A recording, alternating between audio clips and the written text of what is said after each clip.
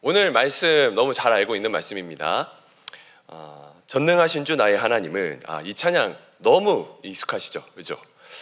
특히 이 가운데 그 가사, 주의 말씀 의지하여 깊은 곳에 금을 던져, 이 가사를 부를 때마다 저도 모르게 그 한 장면이 떠오르게 되는 것 같습니다.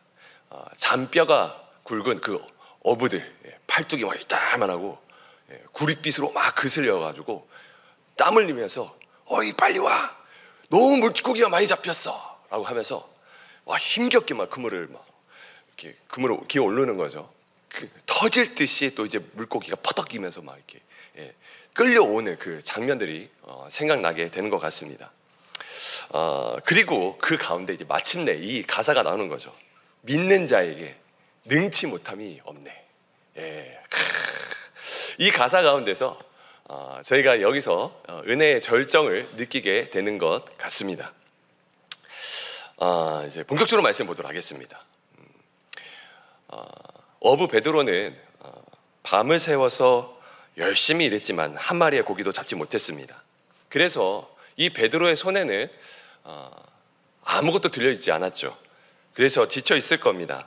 이 바다에서 잔뼈가 굵은 사람이었고 그물 던지는 타이밍이며 고기가 드나드는 수심까지 깨고 있었던 그런 전문가였습니다. 그런 이 베드로에게 빈 그물은 단순한 장사의 실패가 아닙니다. 자존심의 파산이었고요, 그리고 또 한 가장으로서의 실패였습니다. 당시에 고기를 길지 못하면은 하루 먹을 일당이 사라지는 거기 때문에 온 가족이 이제 굶어야 했었던 그런 가슴 아픈 현실이 있었거든요. 그런데 그 아침 낯선 청년이 찾아왔습니다. 그리고 그의 배에 심지어 오르게 되었습니다. 그 청년이 누구였느냐? 예수님이셨죠. 말씀이 끝난 후에 예수님께서는 베드로를 향하여서 심지어 이상한 명령을 하십니다. 4절 말씀입니다. 말씀을 마치시고 시몬에게 이르시되 깊은 데로 가서 그물을 내려 고기를 잡으라 라고 했습니다. 순간 베드로는 말문이 막혔을 겁니다. 전날 밤에 실패가 이미 온몸에 배어 있는데 그런데 지금 대낮에 다시 그물을 던지라고요? 갈릴리 물고기는 밤에 더 잘 잡히는 그런 야행성 물고기입니다. 더구나 예수님은 어부가 아니었죠. 목수 출신의 설교자였습니다.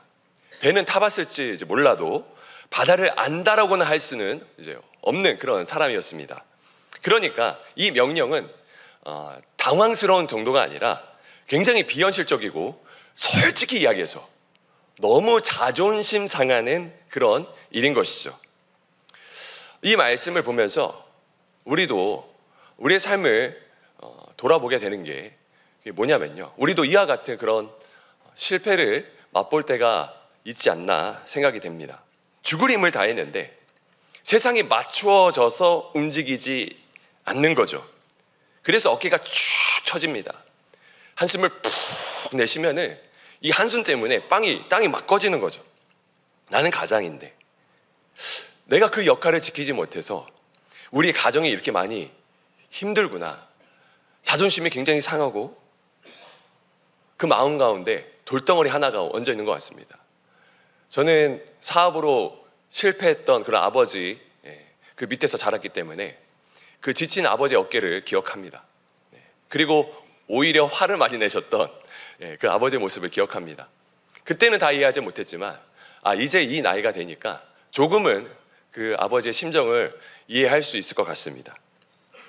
실패라고 하는 것은 우리 남성 가장들에게 너무나 뼈아픈 그런 일인 것 같습니다.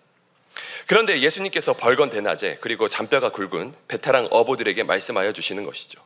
실패에 젖은 그 베드로와 어부들, 그리고 이 아침에 앉아있는 저와 여러분에게 말씀해 주시는 것입니다. 베드로는 노를 젓고 그리고 나머지는 그물을 던져서 고기를 잡으라 라고 이제 말씀하고 계십니다. 사실 이거는 옳지 않습니다. 그래서인지 베드로는 바로 반문하는데요, 5절 말씀이죠.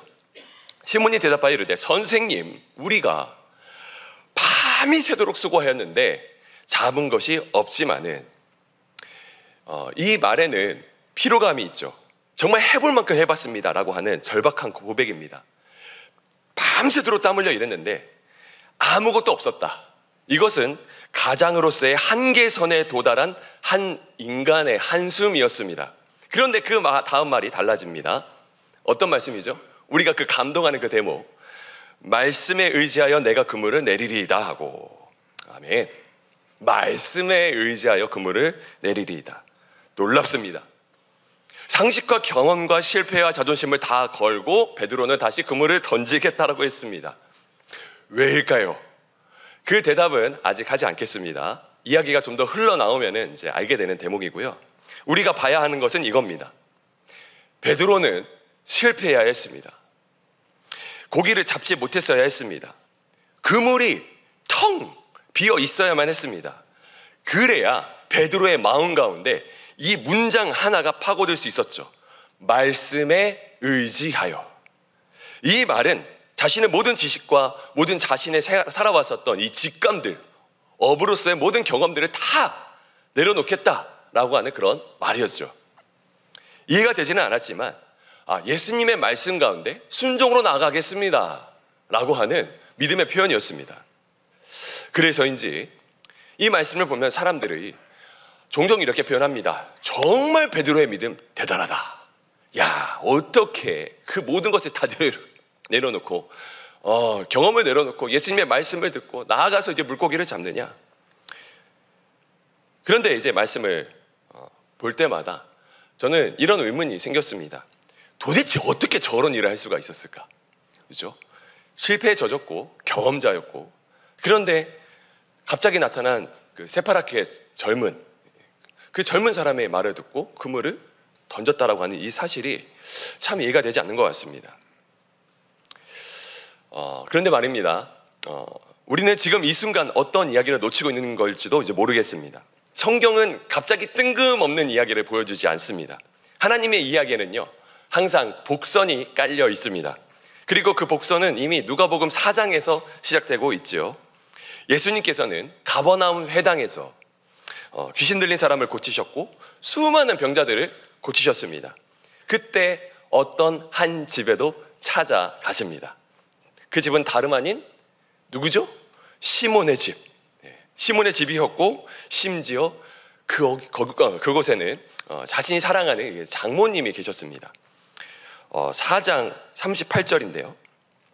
예수께서 일어나 회당에서 나가사 시몬의 집에 들어가시니 시몬의 장모가 중한 열병을 앓고 있는지라 사람들이 그를 위하여 예수께 구하니 예수께서 가까이 가서 열병을 꾸짖으신데 병이 떠나고 여자가 곧 일어나 그들에게 수종드니라.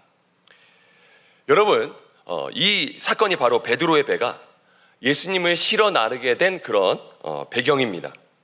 다른 사람들에게는 예수님이 그냥 말씀을 잘 전하는 한 젊은이처럼 이제 보였을지는 몰라도 베드로에게는 아니었습니다. 그는 직접 보았습니다. 자신이 사랑하는 장모가 고통 속에 누워 있었던 그 순간 예수님께서 아무런 약도 없이 기도 한 번이 아니라 말씀 한마디로 열병을 꾸짖고 그 열병이 사라지게 되는 것을 그 두 눈으로 똑똑하게 봤거든요. 그리고 그 장모가 곧 일어나 그들에게 수종들었다라고 했습니다. 이건 단순한 회복이 아니죠. 즉각적인 완전한 회복이 그 가정 가운데 일어나게 된 겁니다. 그 장면이 이 베드로의 마음 가운데 깊게 새겨져 있는 거죠. 여러분, 그래서 바로 이 지점이 굉장히 중요한 것 같습니다. 베드로가 말씀에 순종한 건 베드로의 믿음이 대단해서가 아니죠. 베드로의 믿음이 대단하다고요? 아닙니다. 이미 예수님을 경험했기 때문입니다. 은혜가 먼저였습니다. 그래서 이 고백은 이런 흐름으로 바뀌는 겁니다. 전에는 내 경험을 믿었습니다. 하지만 지금은 그분이 어떤 분인지를 내가 알고 있기 때문에 내가 이해되지는 않겠지만 그래도 한번 믿어보겠습니다. 이것이 여러분 믿음의 본질입니다. 예수님께서 나를 찾아오셨기 때문에 그분의 말씀에 응답하고 내려놓고 믿음으로 나아가게 되는 것이죠. 그래서 믿음은요, 우리가 애써 만들어내는 그런 성격이 아닙니다. 주님께서 먼저 드러내셨기 때문에 생기는 반응이 믿음인 것이죠. 주님의 은혜가, 그리고 주님의 이 임재가 우리 마음 가운데 깊이 막 새겨진 다음에서야 비로소 그물을 슉 던질 수 있는 그 힘이 생기게 되는 것입니다. 그래서 사랑하는 우리 남성 동역자 여러분, 진짜로 사랑합니다. 네. 믿음이 약하다고 낙심하지 마십시오. 순종할 자신이 없다고 스스로를 책망하지 않으셨으면 좋겠습니다. 중요한 것은 주님께서 먼저 드러내고 계시느냐, 그리고 그분은 언제든 항상 우리 앞에 나타나신다. 이 귀한 사실을 믿으시는 여러분들 되셨으면 좋겠습니다. 만약 지금 여러분이 실패의 자리에 있다면 예수님께서 반드시 그 빈자리 가운데 말씀으로 찾아와 주실 것입니다. 그분은 이미 이 자리에 실패한 베드로와 같은 저와 여러분에게 오고 계신 줄로 믿습니다. 그리고 베드로는 결국 그물을 던졌습니다. 그 결과는 우리가 너무나 잘 알고 있는 상상을 초월할 수 없는 엄청난 결과가 나왔죠. 누가복음 5장 6절과 7절 말씀입니다. 네. 그렇게 하니 고기를 잡은 것이 심히 많아 그물이 찢어지는지라. 이에 다른 배에 있는 동무들에게 손짓하여 와서 도와달라 하니 그들이 와서 두 배의 채움에 잠기게 되었더라. 아멘. 단순히 많이 잡았다가 아닙니다. 그물은 찢어지고 배는 가라앉을 뻔했습니다. 여러분, 예수님은 그냥 잡히게 될 것이다 라고 말씀하지 않으셨습니다. 직접 명령하셨습니다. 깊은 데로 가서 그물을 내려라, 그리고 고기를 잡으라. 여러분, 예수님의 그 음성 앞에 바다가 순종하는 장면을 보고 있습니다. 그리고 자연히 순종했습니다. 이건 물고기 떼가 그냥 우연히 그곳에 이제 모여있는 그런 수준이 아닙니다. 이거는 물고기가 말씀을 들은 사건이죠. 누구의 영역입니까? 창조주의 영역이죠. 창세기 1장에 어떤 내용이 계속 반복되고 있습니까? 하나님께서 말씀하시되, 그렇죠? 하나님께서 이르시되, 그때 땅이 갈라졌습니다. 하늘이 나눠졌습니다. 바다가 그 경계를 따라서 다 물러났습니다. 말씀하시면 생기고 명령하시면 존재가 생성되는 그 놀라운 능력, 그 창조주의 권세가 갈릴리 호수 한가운데 한 어부의 배에서 그물 가운데서 생명력이 역동해서 터져나오고 있는 거죠. 예수님은 단순한 선생님이 아니셨습니다. 단순한 기적의 사역자도 아닙니다. 그분은 창조주이셨습니다. 팀켈러 목사님께서 자주 강조하신 핵심 내용이 하나가 있습니다. 예수님은 우리의 조언자가 아니라 왕으로 오셨다. 왕으로 오셨다. 조언자로 오신 것이 아니라 그분은 먼저 왕으로서 오셨다. 그렇죠? 왕이 하시는 말씀은 그냥 좋은 말이 아니라 권위를 가진 그런 선포이고 세계를 움직이는 그런 명령인 것입니다. 그래서 그 물고기들은 베드로의 기술에 반응한 것이 아닙니다. 베드로의 믿음에 반응한 것이 아닙니다. 예수님의 음성에, 그 말씀에 반응한 것이죠. 그래서 이것은 놀라운 반전입니다. 밤새 아무것도 잡히지 않던 그 바다가 한마디 말씀에 흔들렸습니다. 사람이 반응한 것이 아니라 세상이 반응했습니다. 그래서 이 시점에서 우리가 가지게 되는 질문이 있습니다. 그 엄청난 말씀 앞에 나는 과연 어떻게 반응할 것인가? 내 경험과 내 계산, 내 감정은 때로 말씀보다 강할 때가 참 많거든요. 이건 안 됩니다, 주님. 이미 해봤어요. 지금은 이 타이밍이 아닙니다. 제가 뭘 알겠습니까? 에휴. 하지만 주님은 말씀하십니다. 그냥 가. 그물을 던져라. 우리에게 마냥 맡기시는 분이 아니라 결과는 이미 준비해 놓았으니 던져라 라고 말씀하고 계신 것이죠. 고린도전서 10장 13절의 말씀에 이 말씀이 있죠. 시험 당할 즈음에 피할 길을 내사. 시험 당할 즈음에 피할 길을 내사. 그래서 시험이 감당되어지는 거죠. 너희로 능히 감당하게 하시느니라. 그물을 던지기 전에 여러분 물고기가 이미 준비되어 있었습니다. 말씀하시기 전에 이미 물고기를 잡을 길들이 열려 있었습니다. 이스라엘 백성들이 홍해를 건너기 전에 이미 그 바닷길이 갈라지지 않았습니까? 예수님께서는 우리가 무너진 그 자리 가운데, 그리고 그 빈 그물의 자리 가운데, 그 자리 가운데 오셔서 항상 말씀하시고 그 빈 공간을요 은혜로 채우시는 창조주 하나님이십니다. 베드로는 이 사건을 깊이 경험하고 주님께 무릎을 꿇고 엎드립니다. 8절의 말씀입니다. 시몬 베드로가 이를 보고 예수의 무릎 아래에 엎드려 이르되 주여 나를 떠나소서 나는 죄인이로소이다 하니. 네, 8절에서는 누가복음에서 유일하게 베드로의 이름이 시몬 베드로, 그 시몬 베드로의 이름이 사용됩니다. 지금은 시몬 베드로라고 불리고 예전에는 시몬이라고 이제 불리웠습니다. 이것은 이 이름을 지닌 사람의 중요성이 점점 커져가고 있다라는 것을 이제 의미하고 있죠.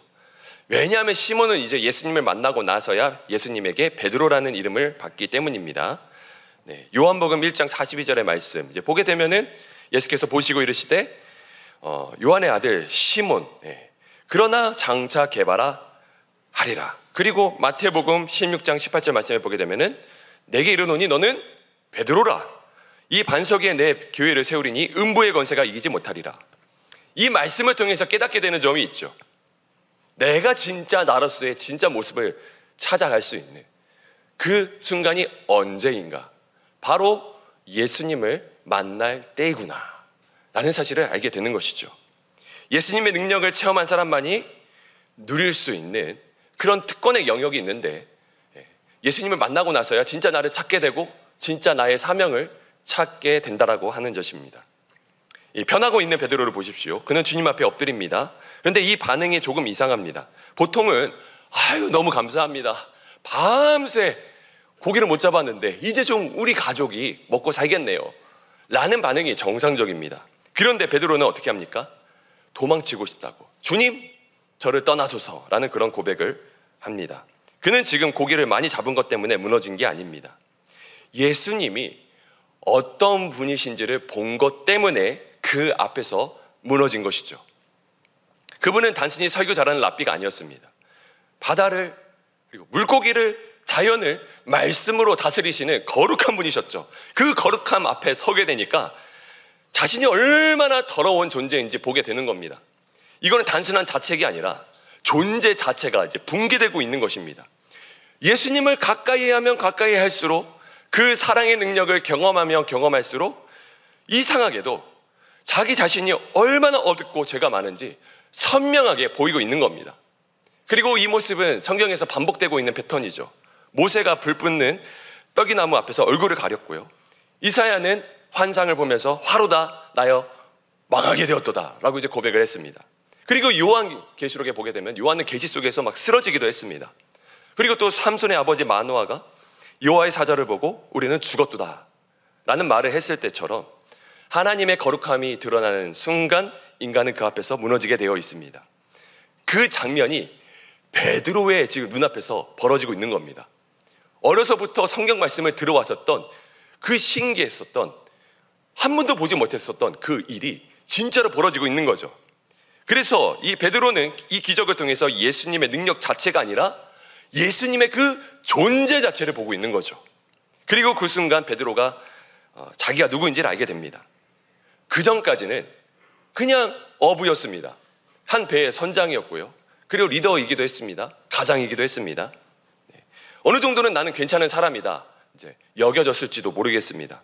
그런데 예수님의 거룩함 앞에서 이 베드로는 자신을 죄인이라 부르고 있습니다. 정확히 자신을 알게 된 것이죠. 그리고 그 고백이 일어난 곳이 어느 자리입니까? 실패했었던 그 자리 가운데서 이런 고백이 나왔죠.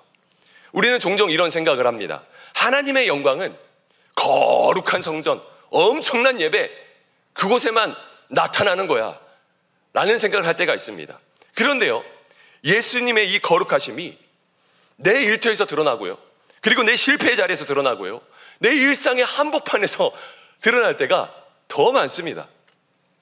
그곳에서 우리가 하는 고백은 단 하나일 것입니다. 주여, 우리는 죄인입니다. 우리 주님은요, 이런 주님이십니다.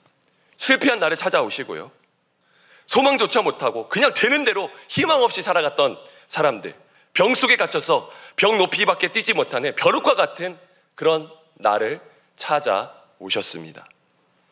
나는 배를 잡고 있는 성장 같은 베드로였습니다. 베테랑인 줄 알았습니다. 그리고 그 가운데 때로는 무너지기도 했습니다. 그런데 말씀이신 예수 그리스도께서 나를 찾아오셨습니다.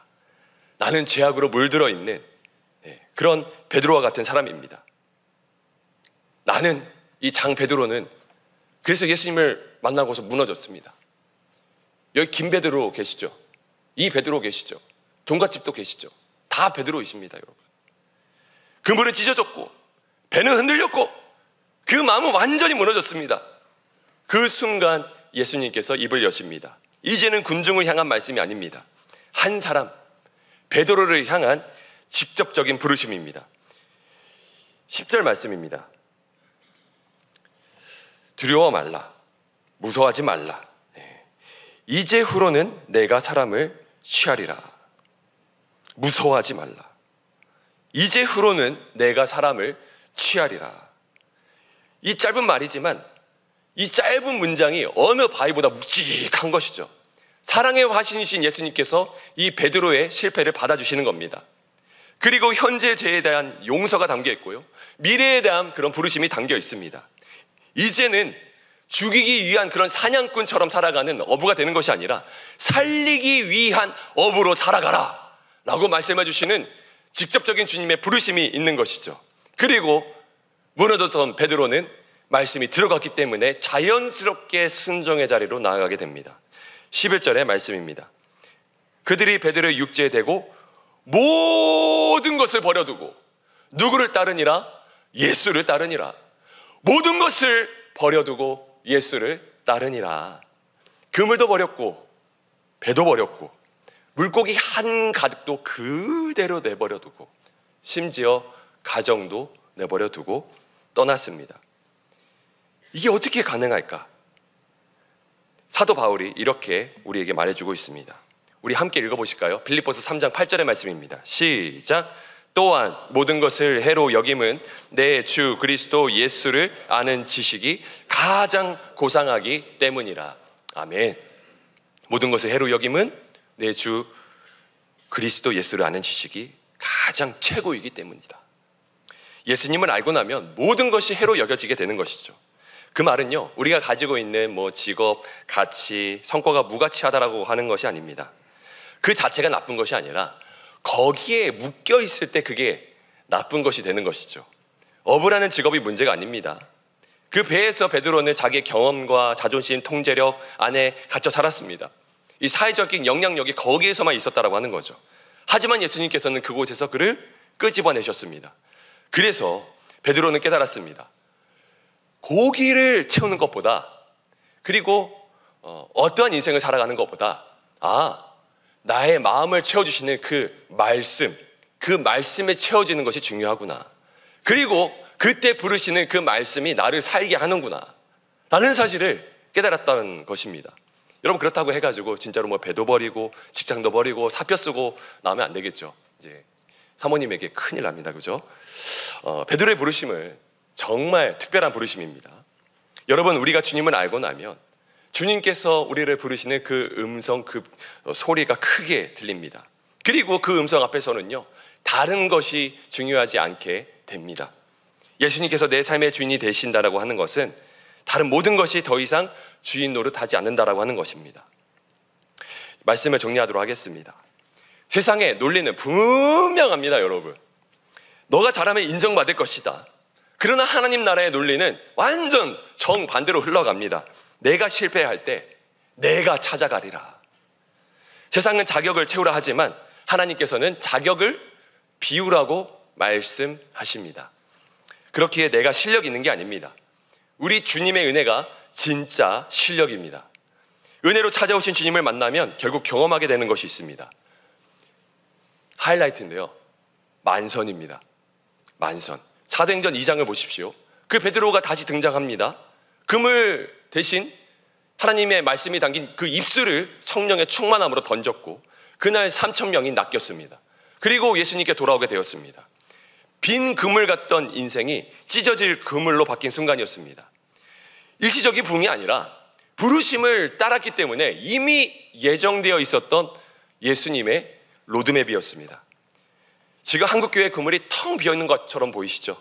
청년이 떠나고 다음 세대가 줄어들고 복음을 말할 수 있는 자리가 점점 줄어들고 있는 것 같이 보입니다. 포인트가 없는 거죠. 낚시 포인트가. 그죠? 그러나 여러분, 그물에 물고기가 없다고 바다에 생명이 없는 것은 아닙니다. 우리는 빈 그물을 보고 낙심하지만 주님은 이미 준비된 만선을 보고 계시는 줄로 믿습니다. 우리가 안 된다라고 생각할 때 주님께서는 지금이 이때다라고 말씀하십니다. 주님이 움직이시면 그물이 다시 찢어지게 되는 것이죠. 복음이 사람들의 마음을 막 뒤흔들고 교회의 바다가 막 다시 한번 출렁 이게 될 것입니다. 이번 50주년을 맞이해서 우리가 이 웨이브 형상을 다시 하고 있지 않습니까?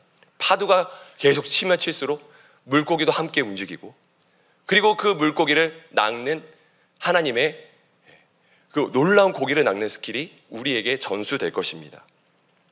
여러분, 그래서 이제 해목 나눔 축제가 이제 다가오는데요. 이 축제가 바로 그 만선의 자리가 되기를 주님의 이름으로 간절히 소망합니다. VIP 한 사람, 그 이름 하나하나는 그냥 초청장이 아닙니다. 하나님께서 우리에게 맡겨주신 세명인 줄로 믿습니다. 그래서 이제는 물어야 됩니다. 오늘의 설교 제목입니다. 감히 이 은혜를 거절할 수 있겠습니까? 감히 이 부르심을 여러분 미룰 수 있겠습니까? 감히 이 사랑을 외면할 수 있으십니까? 아니요, 안 됩니다. 그렇게 할 수 없습니다. 그리고 우리는 주님께 대답합니다. 제가 던지겠습니다. 말씀에 의지해서 그물을 던지겠습니다. 이 찬양의 내용이 정말 우리의 가슴을 뛰게 했고 감동을 주었던 이 찬양의 고백이 실제로는 이런 내용이었습니다. 그래서 여러분 기억하십시오. 우리 교회의 그물도, 한국교회의 그물도 다시 찢어지게 될 줄로 믿습니다. 거절할 수 없는 예수님의 사랑과 은혜로 살아가시는 만선의 기쁨을 누리시는 여러분들 되시기를 주님의 이름으로 축원합니다. 네, 그래서 좀 시간이 갔기 때문에 찬양은 생략하고 우리 함께 이 시간 기도로 나아가도록 하겠습니다. 함께 기도하도록 하겠습니다. 여러분, 감히 여러분 하나님의 부르심을, 감히 예수 그리스도의 그 십자가의 은혜를 거절할 수 있으시겠습니까? 그 거절할 수 없는 그 은혜, 거절할 수 없는 그 부르심이 지금 여러분 앞에 있습니다. 실패한 나를 부르신 분, 그분이 바로 우리 주님이신 줄로 믿습니다. 주님께서 오셔서 여러분 나를 만나주시면요, 그 순간이 회복의 순간이 되는 줄로 믿습니다. 잊혀졌던 어부의 사명, 내가 묻혀주었던 그 제자의 삶이 다시 한번 깨어나는 그 시간, 그 시간이 오늘의 시간입니다. 그래서 이 시간 우리 모두 함께 힘차게 성령을 의지하며 기도하며 나가도록 하겠습니다. 주여, 이 시간 나에게, 어깨가 쭉 처진 나에게, 깊은 한숨을 쑥 내쉬는 나에게 찾아와 주시옵소서. 실패를 통해 나를 만나주시는 주님, 그 실패 속에 숨어 계셨던 주님을 보게 하여 주시옵소서. 내가 붙들고 있었던 그 그물을 이 시간 벗어던지게 하여 주시옵소서. 내 경험과 내 상처, 내 계산, 내 자격 없음에 그물을 던지게 하여 주셔서 주저함 없이 제자의 삶으로, 복음을 전하는 어부의 삶으로, 그래서 만선의 기쁨을 삶으로 나아가는 우리의 삶이 될 수 있도록 역사하여 주시옵소서. 주님 이름 크게 부르짖고 간절한 마음으로 함께 힘차게 기도하며 나아가도록 하겠습니다.